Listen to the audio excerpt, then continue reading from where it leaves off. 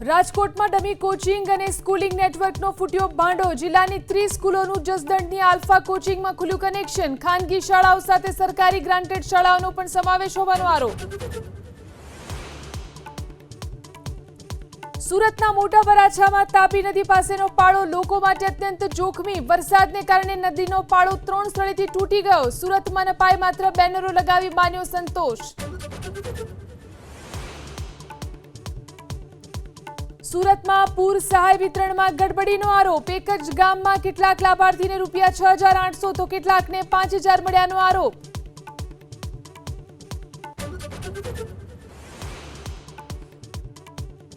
Gujarat youth કોંગ્રેસના જિલ્લા અધ્યક્ષ સહિત 56 ને હટાવવાની તૈયારી। યુથ કોંગ્રેસના રાષ્ટ્રીય પ્રભારીના પ્રવાસ દરમિયાન ગેરહાજર રહ્યા હતા। 48 કલાકમાં તમામને ખુલાસો કરવા માટે શોકોઝ નોટિસ। ગુજરાત એટીએસે સત્તપુરમાંથી 5 શંકાસ્પદની અટકાયત કરી। જૈશ એ મોહમ્મદ સાથે કનેક્શન અંગે તપાસ। મોડી રાત સુધી સત્તપુરમાં ચાલ્યું સર્ચ ઓપરેશન।